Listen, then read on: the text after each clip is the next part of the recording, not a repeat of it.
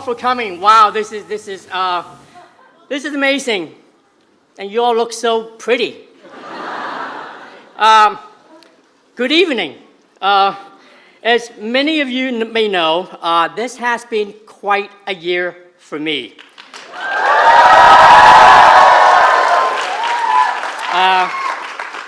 I got to give some speeches and do some interviews, and it gave me the chance to reflect on my journey as an actor and my life in film. But in preparing for tonight, I've reflected even further back to my arrival on the shores of California as a refugee from Vietnam when I was 8 years old. I was what they call a boat person. And little did I know, just a few years later, I became an actor. And even more recently, and still unbelievable to me, I became an Academy Award-winning actor.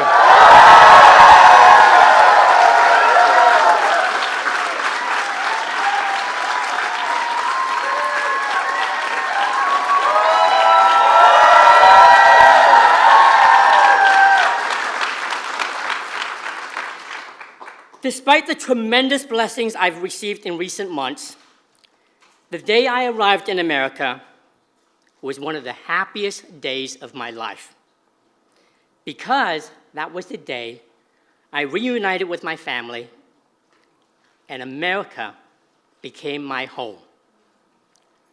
So it is with profound humility and gratitude that I stand before you tonight. I do not take this moment lightly, because I know this building is a monument to a country that opened its arms to me once upon a time. And for that reason, we are thrilled to celebrate Asian American, Native Hawaiian, and Pacific Islander Heritage Month by bringing you our show, American-Born Chinese.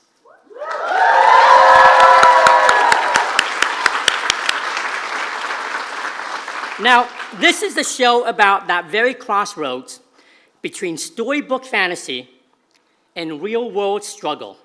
It tells the tale of an immigrant family with an American son finding their way, forging their own path, and dealing with all the highs and lows of that difficult journey. It's about the blending of cultures, influences, and values into a new American identity.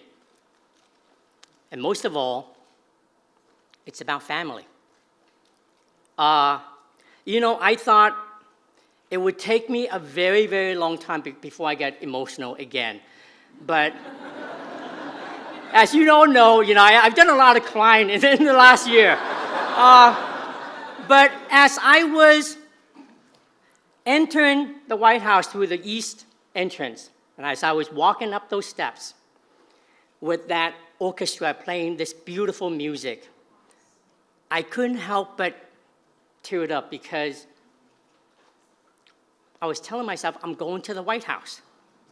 I'm going to the White House. I've never been here before. It's, now, this is the way to go to the White House. This is the way.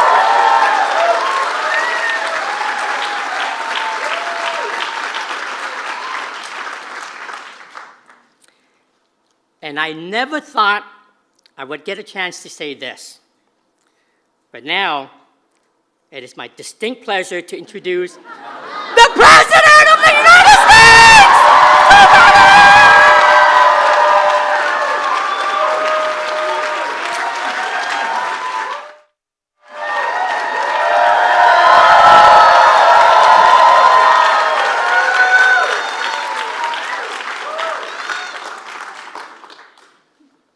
My name's Joe Biden. I've never won an Academy Award. Can't act worth a damn. Can't sing, can't dance, can't do much of anything. But it's good to be with all of you. Good evening, everyone. This is the largest Asian American, Native Hawaiian, Pacific Islander Heritage Month celebration ever held in the White House. Ever. And Keith, thanks for that introduction and for the hope, the pride, and the joy that you embody. And I mean that sincerely.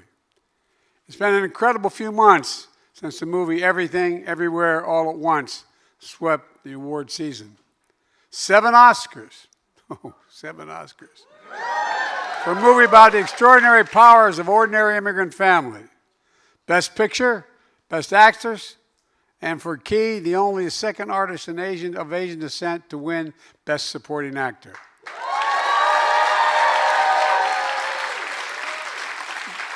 You know his incredible story. Born in Vietnam, separated from his family as a refugee in Hong Kong, before reuniting with them in America when he was 8 years old. 4 years later, Steven Spielberg, a friend and acquaintance, cast him as the side of Harrison Ford in Indiana Jones. I hate to say this, that's how I remember you, most of all.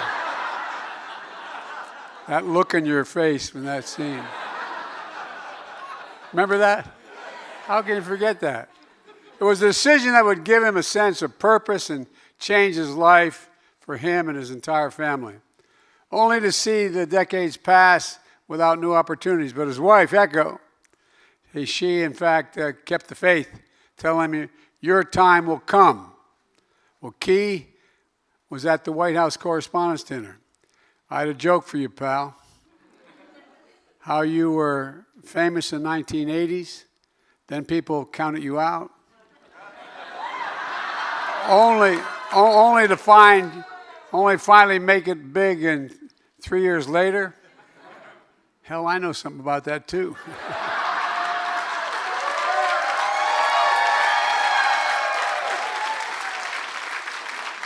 But your time did come, as it has for the entire community.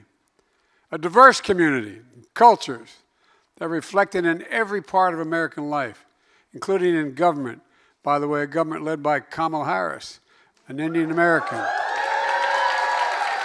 Represented by a record number of Asian Americans, Native Hawaiians, Pacific Islanders, all across my cabinet, my White House, the entire administration. And I want the community, and the community is represented here by a great friend and a great Congresswoman, Judy Chu. Where are you, Judy? Stand up. Chair of the Congressional Asian Pacific American Caucus. And supporters in Congress like Al Green, who's always there for everybody all the time. Al. We see the community in all of you here tonight, leaders of business, technology, philanthropy, media, and so much more. And most of all, we see the possibilities of the community and all the young people here. All of you. What an attractive group of kids. You represent the most gifted, talented, and tolerant generation in American history. You really do, your generation. The best educated, most tolerant, least prejudiced group in all of American history. But just remember, when one of you becomes President of the United States and your staff tells you Joe Biden's out in the waiting room to see you, promise me you will not say, Joe who? All right, you promise me, remember? All right. Across America, we see the community give life to our cities, our small towns, our rural communities, in every part of America. You know, together you embody the truth that our diversity is our strength as a nation. That's not hyperbole, that's a fact. That's why we rebuild our economy and invest in America. We're including this time all Americans, all Americans.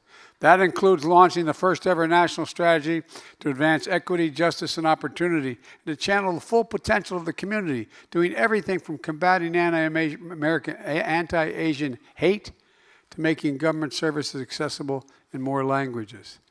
That's what it's about. It's about bringing people in. This is your house, not mine. This is yours. And help more people see themselves in the story of America. We signed historic legislation, bringing us one step closer to a National Museum of Asian Pacific American History and Culture. But folks, We also know that for generations of progress, racism, harassment, and hate crimes persist. As I said many times, hate can have no safe harbor in America. Silence is complicity, and we will not remain silent. That's why, with the help of many of you, I signed into law the bipartisan COVID-19 Hate Crimes Act, and I hosted the first ever White House Summit against hate-fueled violence. Folks, together, we're taking on another scourge of the nation, gun violence. After the tragedies in California, Kamala and I joined Judy Chu in Monterey Park to honor the victims, give the community, and grieve with them, to turn pain into purpose. And Jill and I invited Brandon Say as our guest to the State of the Union because we wanted the country to see all of you, your courage, your resilience, your faith, your pride in America. I signed the most significant gun safety law in nearly 30 years. In Monterey Park, I announced an executive action to expand background checks, strengthen red flag laws, and so much more, so we can save more lives more quickly. I wrote, along with Dianne Feinstein of California, the banning assault weapons. And for 10 years, violent mass murders went down precipitously. But now it's back. We just have to finish the job and ban them again in high-capacity magazines. And let's finally hold the gun industry liable for the harm their products produce.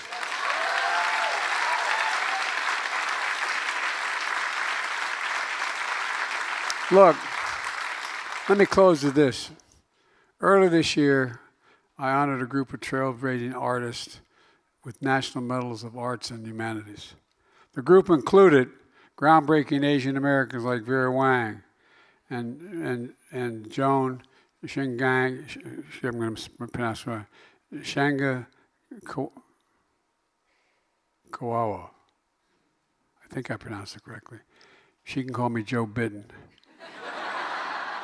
And Amy Tan, whose book, The Joy Luck Club, became the first Hollywood film with all Asian American cast until Crazy Rich Asians 25 years later. They'd be joined by movies and TV shows from another honoree of that day, Mindy Kaling, whose opened the door wider for more storytellers to follow.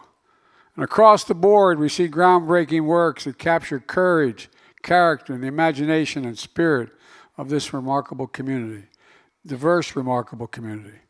And building on this legacy is a show you'll see tonight, American-Born Chinese, based on a graphic novel. I just met the author. Gene, thanks for being here, for coming-of-age story, growing up in a different world, and finding ways to bring it together. When I think about this story, I think about the courage it took for so many of you and your ancestors to start the journey to America and continue the traditions of Native Hawaiians who've been engaged in that process for centuries. To adopt old traditions anew and tell the ongoing story of America. Stories of possibilities. I was with Xi Jinping in the Tibetan Plateau, and he turned to me and he said, "Can you define America for me?" And I said, "Yes, I can." It's God's truth. I said one word: possibilities. Possibilities. We're the only nation in the history of the world organized not based on geography, ethnicity, or anything else. We're based on an idea, not a joke.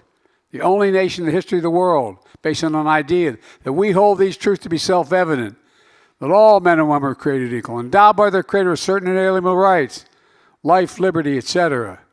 We've never fully lived up to it. We've never walked away from it. We have never, ever walked away from it. And as president, it's an honor to live here in the White House, but it's first and foremost the people's house, your house.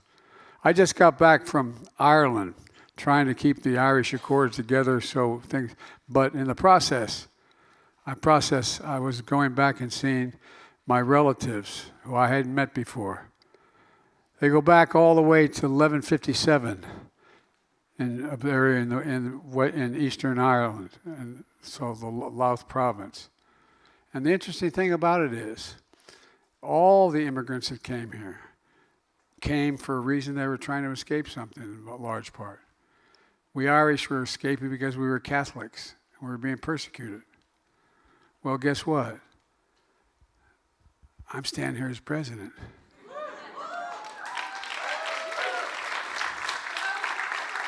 And it's important to remind our children and our grandchildren and our great-grandchildren to show the country all of our stories.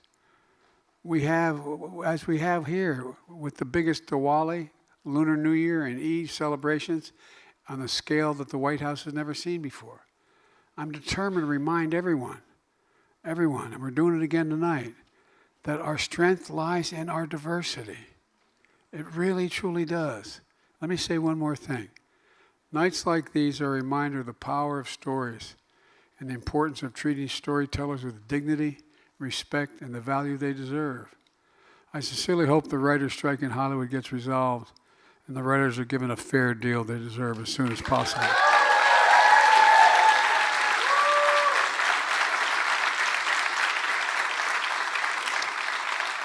This is an iconic, meaningful American industry, and we need the writers and all the workers and everyone involved to tell the stories of our nation and the stories of all of us. Ladies and gentlemen, you know, they kid me because I'm always quoting Irish poets. I only do it for one reason. They're the best poets in the world. But all kidding aside, every generation has an opportunity to change history. And every 4 or 5 generations, we get to a point where we reach an inflection point, where major changes that are going to occur for the next 4 or 5 decades are set in place within a 4 or 5, 6 year period. And we're at one of those inflection points right now. We truly are. The world is changing. And we have an opportunity. We have an opportunity to set in motion things that can't be turned back. And one of those things is keeping the commitment that we made here at the White House, which is that this country, every major aspect of this country is going to look like America, look like all of America. Ladies and gentlemen, from the White House, it is my honor to host American-born Chinese. God bless you all, and may God protect our troops.